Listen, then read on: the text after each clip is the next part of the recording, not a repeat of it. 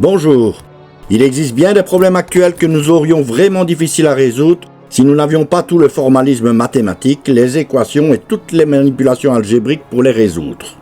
Bien que ces notions puissent paraître abstraites, je pense, moi, qu'elles nous simplifient la vie. C'est ce que je vais essayer de vous montrer ici. Contrôleur!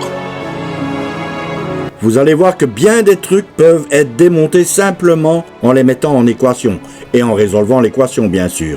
Par exemple, celui qui consiste à vous faire penser un nombre, puis à vous donner le résultat. Allez, on va le faire. Prenez un nombre. Ajoutez-lui 1, multipliez le résultat par 2, ajoutez encore 4, divisez par 2 et retranchez enfin le nombre de départ. Et je parie que vous obtenez 3.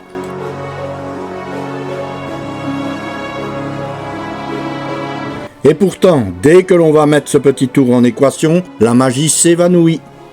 Voyons, on a demandé de prendre un nombre. On va prendre x, on ne le connaît pas nous. Ajoutons-lui 1, x plus 1.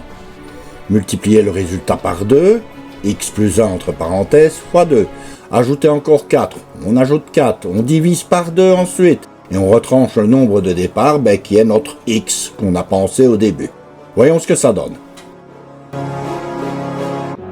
Dans ce genre de problème, on s'arrange pour faire disparaître la variable de départ, c'est-à-dire le nombre que vous avez choisi.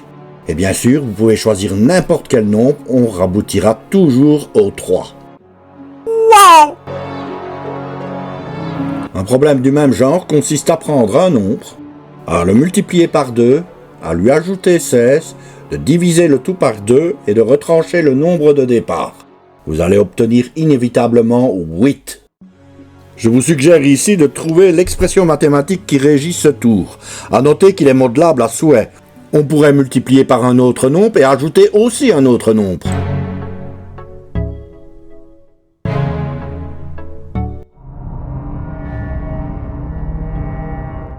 Proposons-nous maintenant de deviner l'âge de quelqu'un. Demandez-lui donc de multiplier par 5 le premier chiffre de son âge. Ajoutez-y 4, multipliez par 2, ajoutez le second chiffre de l'âge et demandez-lui son résultat. Il vous suffira alors de retirer 8 à ce résultat pour savoir quel est son âge et de lui annoncer tout fièrement. Encore une fois, les équations à la rescousse. Avant cela, il faut se rendre compte que tout nombre de 2 chiffres peut s'écrire comme étant 10 fois son chiffre de dizaines plus le chiffre des unités. On multiplie donc le premier chiffre de l'âge par 5. On y ajoute 4, on multiplie tout par 2, on ajoute B, le second chiffre de l'âge, et on obtient le résultat qu'on demande. Le calcul de cette expression est facile et le résultat ne se fait pas attendre. Notre âge, 10A plus B, vaut le résultat donné moins 8.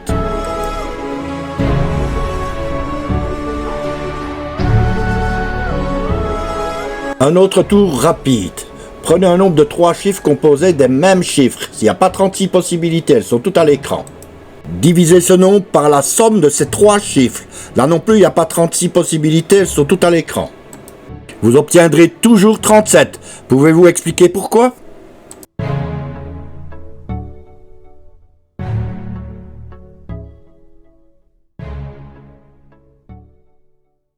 Après ces tours de passe-passe, revenons à la réalité avec un problème tel qu'on peut en trouver à l'école.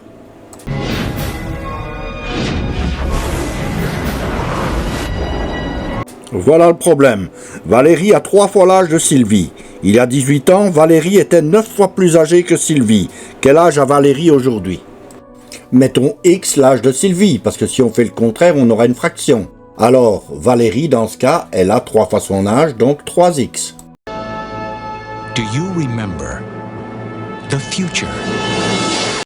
Il y a 18 ans, Sylvie avait donc X moins 18 années, et Valérie 3X moins 18 années.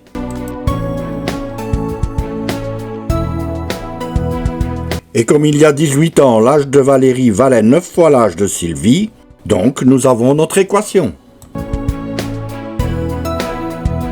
Si Sylvie a 24 ans actuellement, alors Valérie a 3 fois son âge, c'est-à-dire 72 ans. Voilà qui termine le problème.